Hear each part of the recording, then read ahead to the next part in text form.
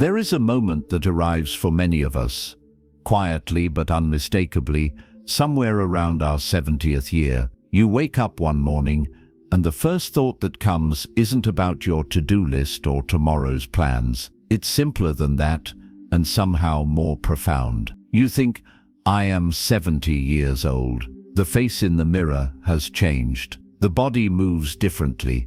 The world around you has shifted in ways both subtle and dramatic. And if you listen to what society whispers, you might hear a troubling narrative that you are now in decline, that your best years are behind you, that what remains is simply a waiting room before the end. But what if that story is wrong? What if turning 70 isn't an ending at all, but the beginning of your ripest season? The Buddha, over 25 centuries ago, understood something most of our modern world has forgotten. When he was still a young prince named Siddhartha, sheltered within palace walls, he encountered what are known as the four sights: an elderly person bent with age, a sick individual suffering, a funeral procession carrying the dead, and finally a monk walking peacefully with calm dignity. That fourth sight, the monk, showed him something crucial. Aging, sickness, and death are inevitable.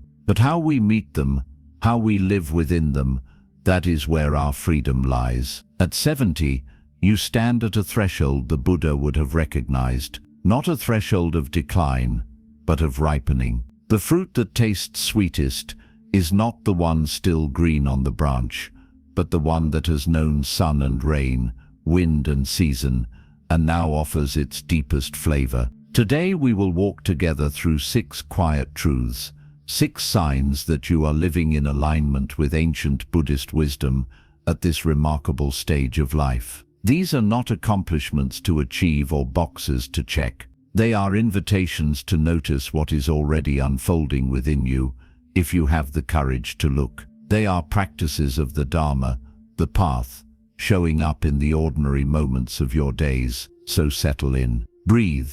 You are not behind schedule. You are right on time. The mind that still asks questions.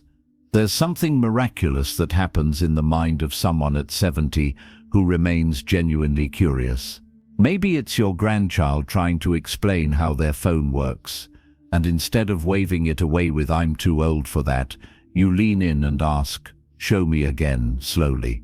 Or perhaps it's picking up a book about a subject you've never explored, simply because something inside you whispers, "I wonder." This is rare. More common is the voice that says, "I've lived long enough. I've seen enough. There's nothing new left to learn." But the Buddha taught something different. There's an old Zen story about a scholar who came to visit a master, eager to demonstrate his vast knowledge of Buddhist texts. The master invited him to sit for tea.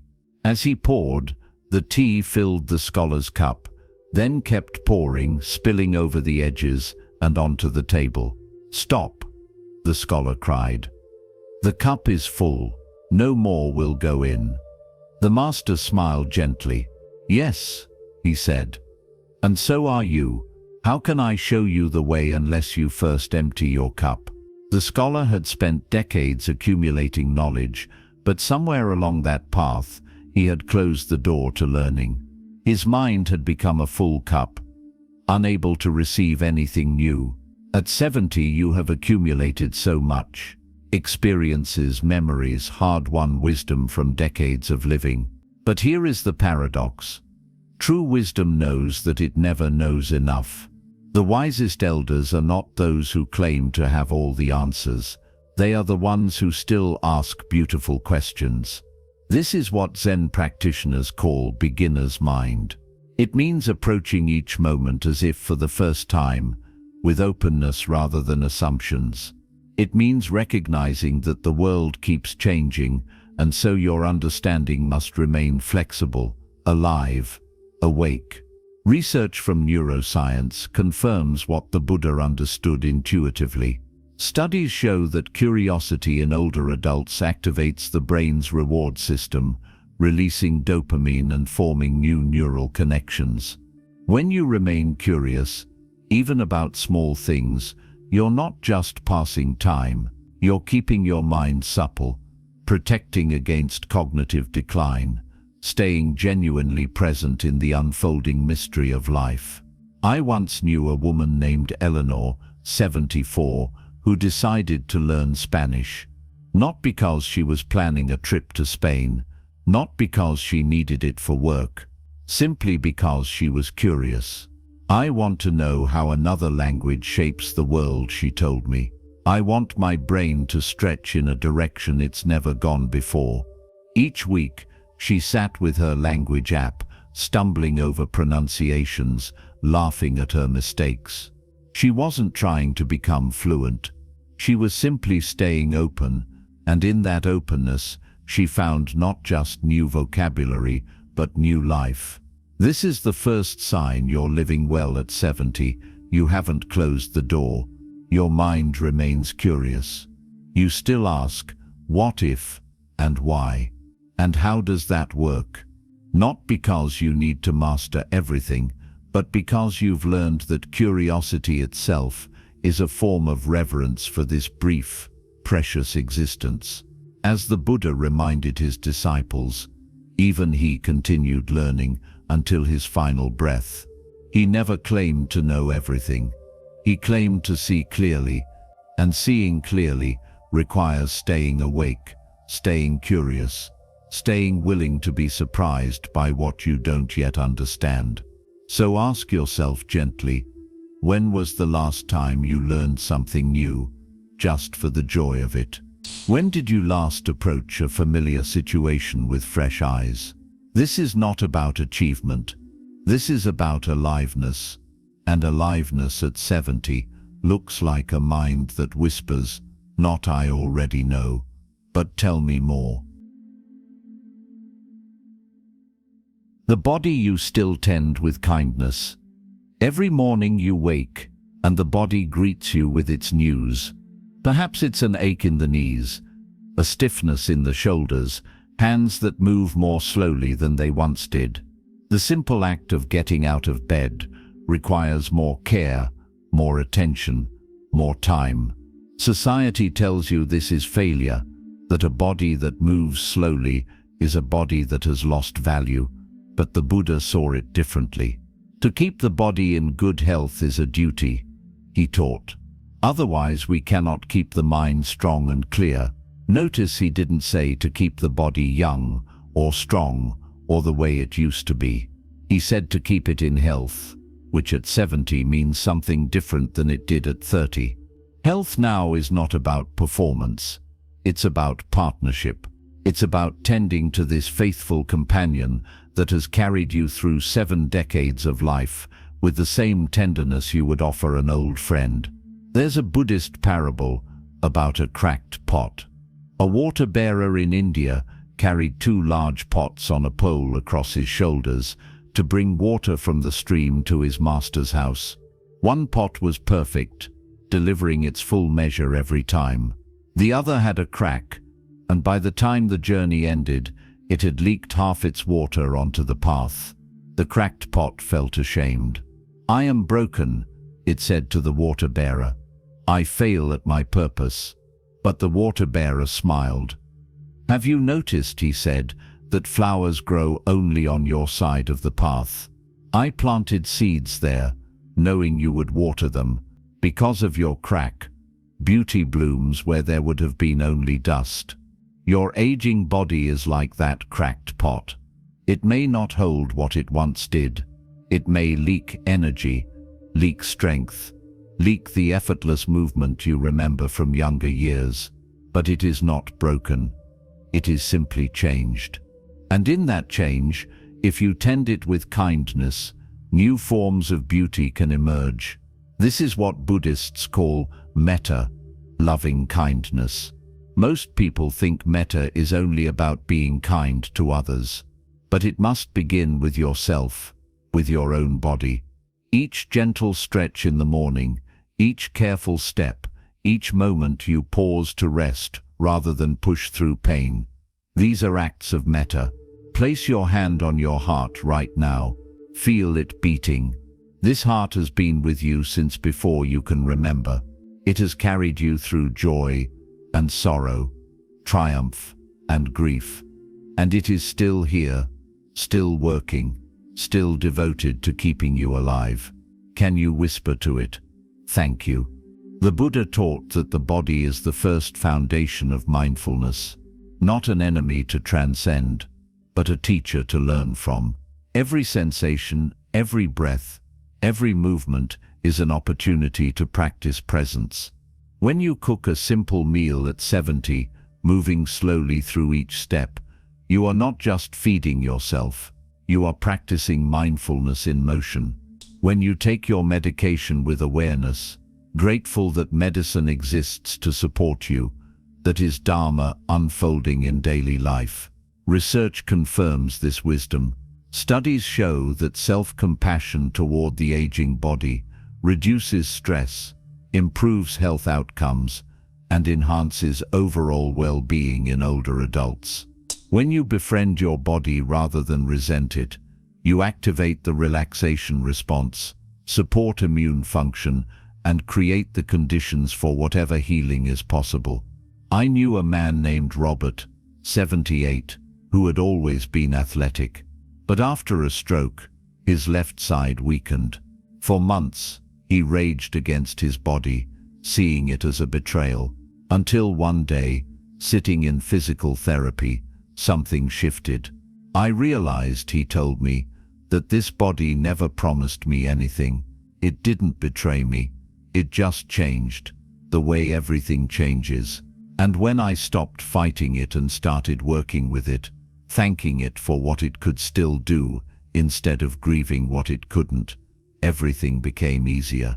That is the dharma of the aging body.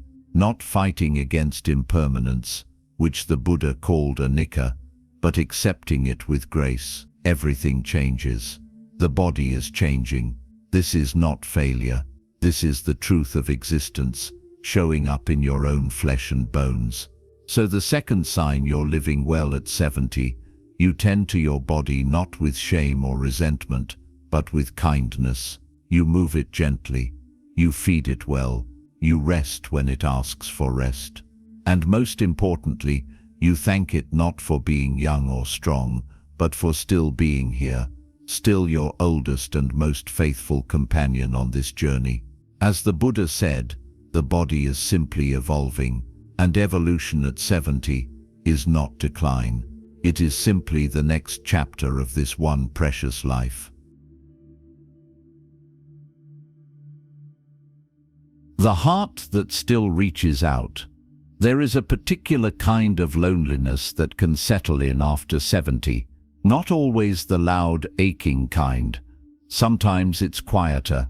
It's the phone that rings less often, the friends who've moved away or passed on, the adult children absorbed in their own busy lives. The realization that you can go days speaking to no one except the cashier at the grocery store, and into that silence, a voice whispers, "Maybe I'm meant to be alone now. Maybe I shouldn't bother people. Maybe reaching out is a burden I shouldn't place on others." But the Buddha understood something essential about human nature. He taught that sangha, the community of fellow travelers on the spiritual path, is not just helpful, it is essential. Admirable friendship, he said, is the whole of the holy life, not part of it. The whole of it. Think about that. The Buddha, who spent years in solitary meditation seeking enlightenment, who could have claimed that the path is walked alone, said the opposite. Connection, companionship, the presence of others who understand the journey, this is not a luxury, it is the heart of spiritual life. Even in his final days, the Buddha needed Ananda, his devoted attendant. He asked his disciples to support one another, to walk the path together, because we are not meant to be islands, isolated and self-sufficient. We are more like drops in the same river, distinct yet flowing together toward the same vast ocean. At 70, reaching out might feel harder than it did at 30. Pride gets in the way. You don't want to seem needy or lonely. You don't want to burden others with your presence. But this is where Buddhist wisdom offers liberation. Reaching out is not weakness. It is practice. It is the practice of letting go of the illusion that you must be completely independent. It is the practice of vulnerability, which is not fragility but honesty. It is the practice of recognizing our fundamental interdependence, what Buddhists understand as the truth that we all need each other to thrive. I met a woman named Margaret at a meditation retreat. She was 71 and had been widowed for 3 years. She told me she'd spent those years mostly alone, believing it was what she should do, that she shouldn't impose on her children or friends. But then, she said, I realized I was dying inside, not from grief over my husband, but from cutting myself off from life itself. She started small. She called an old friend just to chat. She said yes to a neighbor's invitation for tea. She joined a weekly meditation group at her local community center, not because she needed to be around people constantly, but because she needed to remember that she belonged to something larger than her own 4 walls. The strangest thing happened, Margaret told me with tears in her eyes. When I started showing up in other people's lives again, not with any big agenda but just to be present, I stopped feeling so invisible. I remembered that I still have something to offer, even if it's just listening, just being there. That is the practice of sangha, not networking or socializing in some forced way, but genuine connection. It could be as simple as calling one person today, not to get something but just to connect. It could be saying yes to an invitation, even when part of you wants to stay home. It could be smiling at your neighbor and asking how their day is going. Research shows that social connection is one of the strongest predictors of health and longevity in older adults. The Harvard study of adult development, one of the longest-running studies on human happiness, found that the quality of our relationships is the single most important factor in our well-being as we age. Not wealth, not achievement, but connection. But here's the Buddhist nuance. Connection doesn't mean you need dozens of friends or constant company. It means choosing wisely. At 70, you've earned the right to be selective about your companions. Keep those who warm your heart. Release those who don't, not with bitterness, but with the understanding that not all relationships are meant to last forever. The Buddha taught that we should associate with the wise, with those who support our growth and well-being. This isn't cruelty, it's wisdom. It's recognizing that your time and energy are precious, and you get to choose how to spend them. So the third sign you're living well at 70, your heart still reaches out. You haven't isolated yourself behind walls of pride or fear. You maintain real connections, even if they're fewer than they once were. You show up in other people's lives, and you allow them to show up in yours, because you understand what the Buddha taught, that we walk this path together, and connection is not optional, it is the whole of the holy life.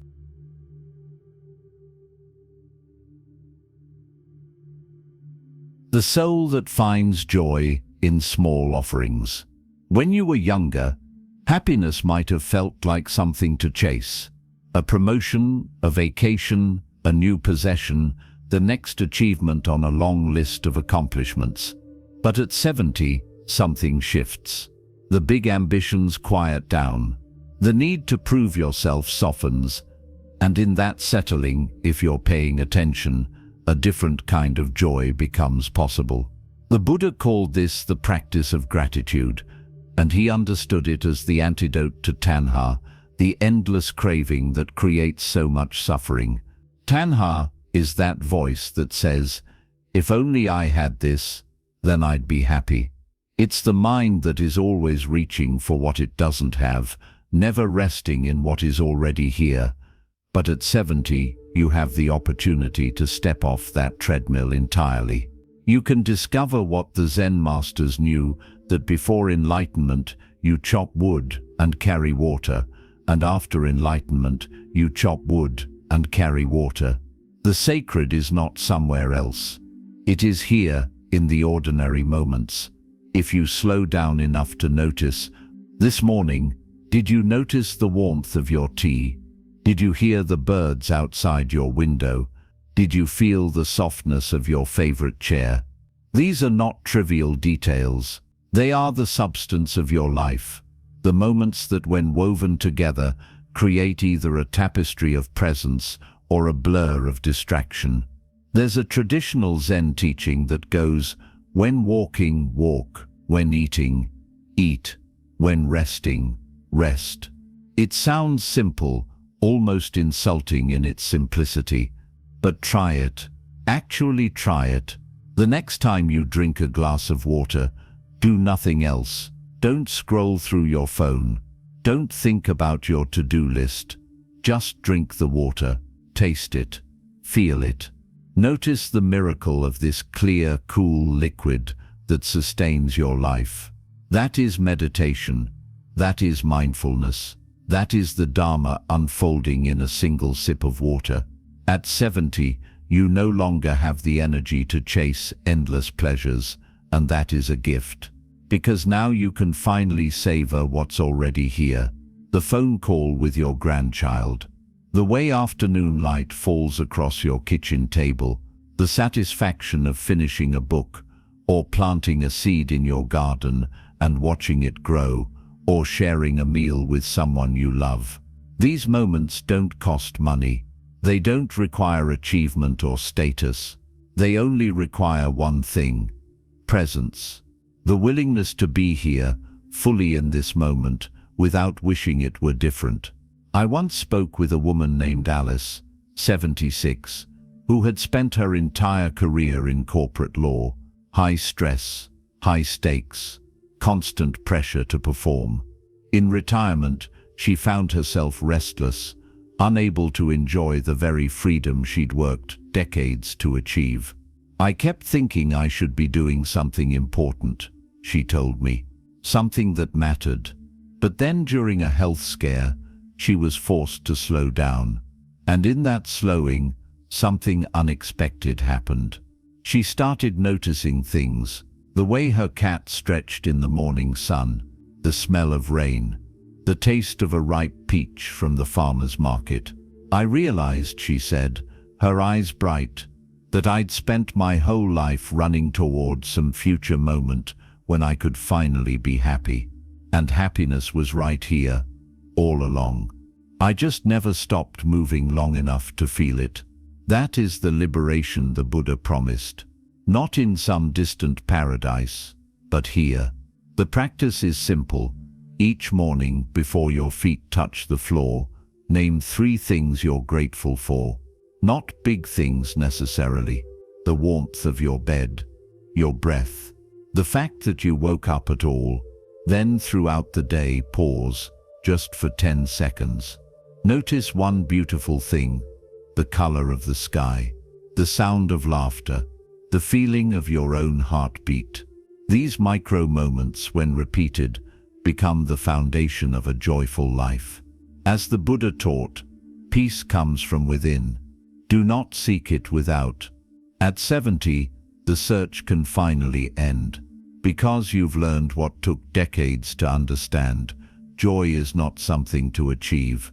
It is something to notice, already present, already here, waiting for you to slow down enough to receive it. So the 4th sign you're living well at 70, you find joy in small offerings. A cup of tea, a kind word, a moment of sunshine. You've stopped chasing happiness in distant places and started recognizing it in the ordinary sacred moments that make up each day.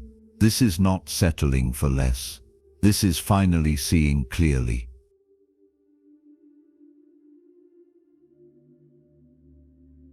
The spirit that no longer needs to prove anything. For most of your life, you wore many hats: parent, employee, provider, caregiver, achiever. These roles gave you identity, purpose, a sense of who you were in the world. People knew you by what you did. She's the one who always volunteers. He's the engineer. She's the one who never says no. But at 70, many of those roles begin to fall away. The children are grown. The career is over. The responsibilities that once defined you have passed to younger hands. And into that space, a question can arise. If I'm not those things anymore, who am I? This can feel like loss. But the Buddha saw it as the greatest opportunity. He taught a concept called anatta, which translates as non-self. It doesn't mean you don't exist. It means that the fixed, unchanging identity you've been clinging to, the story of I am this kind of person who does these kinds of things, is an illusion. You are not your roles. You are not your achievements. You are not even the person you were yesterday. You are something much more fluid, much more free. At 70, the masks you wore for decades begin to crack. And underneath them, if you're brave enough to look, is not emptiness but spaciousness. You discover that you no longer need to prove yourself to anyone, not even to yourself. You've already proven enough. There's a story about the Buddha welcoming a man named Angulimala into his community. Angulimala had been a murderer, notorious and feared, who had worn a garland of his victim's fingers around his neck. But he came to the Buddha seeking refuge, seeking transformation. The Buddha didn't ask him to justify his past or prove his worthiness. He simply said, "Come, walk the path." Within the sangha, Angulimala transformed, not because he erased his past, but because he stopped letting it define him. He discovered that he was not a fixed identity called murderer. He was a human being capable of change, capable of awakening, even at what seemed like the end. If transformation was possible for Angulimala, why not for you? At 70, you have the opportunity to release every old story you've told yourself. I'm the responsible one. I'm the one who always puts others first. I'm not creative. I'm not spiritual. I'm not enough. What if none of those stories were true? What if they were just roles you played because you thought you had to? The Buddha taught, letting go gives us freedom, and freedom is the only condition for happiness. I met a man named David, 73, who had been a high-powered attorney his entire adult life. Respected, successful, known for never losing a case. In retirement, he found himself depressed, unmoored. "I don't know who I am if I'm not winning," he told me. It took time, but eventually he began to discover parts of himself he'd never had space for before. He started painting, something he'd loved as a child, but abandoned when he decided it wasn't practical. He volunteered at a legal aid clinic, not to win cases, but to simply help people who needed it. "The strangest thing," he said, "is that I'm happier now than I ever was when I was successful, because I'm not performing anymore. I'm not trying to be anyone. I'm just being." That is the liberation of anatta. When you stop clinging to a fixed identity, when you stop needing to prove who you are through achievement or recognition, you discover something much deeper, the simple peace of being alive, without needing it to mean anything in particular. So the fifth sign you're living well at 70, you no longer need to prove anything. Not to your family, not to society, not to yourself. The roles you once wore have fallen away, and underneath them, you've discovered not emptiness but freedom. The freedom to simply be exactly as you are, in this moment. As the Buddha taught, we are not fixed, unchanging selves. We are more like rivers, always flowing, always changing, always becoming. And at 70, you finally have permission to flow freely, without the burden of needing to be anyone other than who you are right now.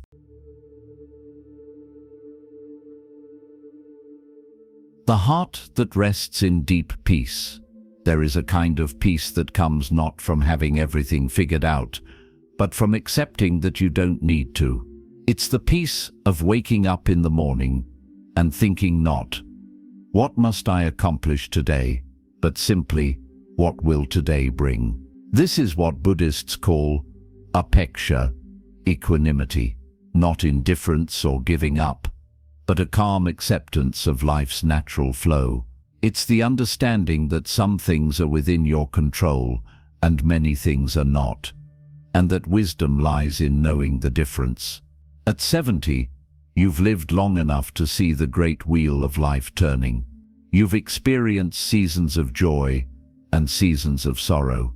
You've known success and failure, connection and loss, and through it all, you've learned something the young haven't yet discovered, that everything passes. The Buddha's teaching of anicca, impermanence, is not meant to be depressing, it's meant to be liberating. When you truly understand that everything changes, you stop clinging so tightly. You hold life more gently. You appreciate the good moments without demanding they last forever, and you move through the difficult moments, knowing they too will pass. There's a story about the Buddha's final days. He was 80 years old, his body failing, in considerable pain. His disciples gathered around him, weeping, not wanting to let him go. And the Buddha spoke to them gently. "Do not dwell in sorrow," he said. "All things must pass. Work out your liberation with diligence."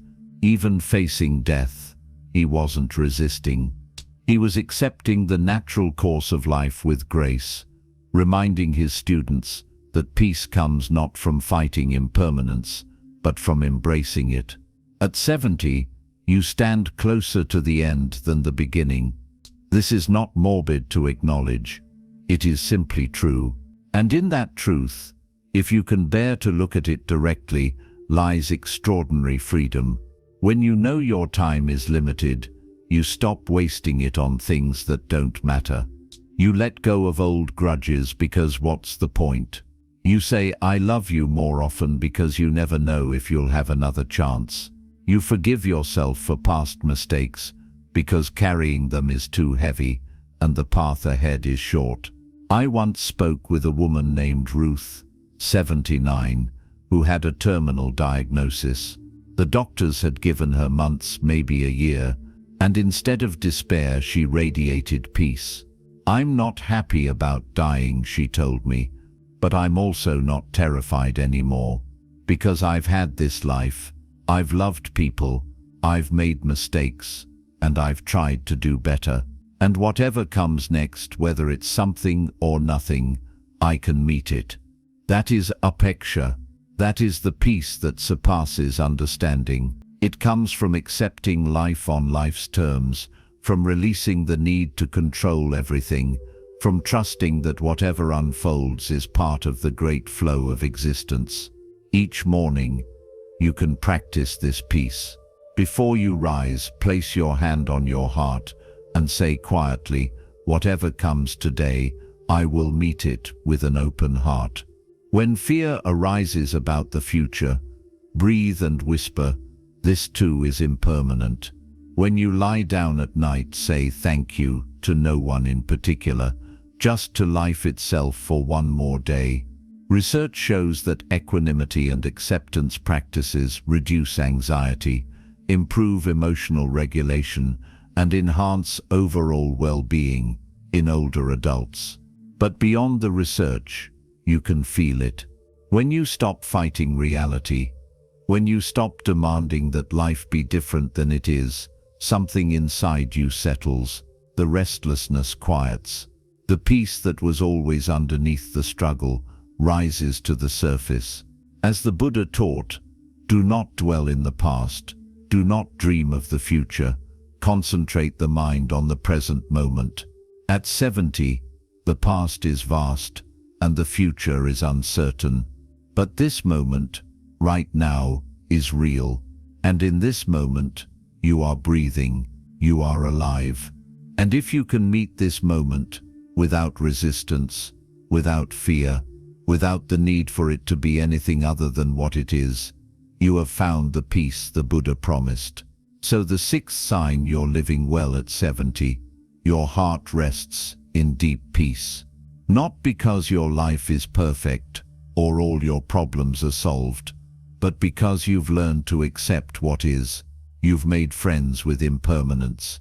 You've released the illusion of control, and in that release, you've discovered a calm, steady presence that no external circumstance can shake.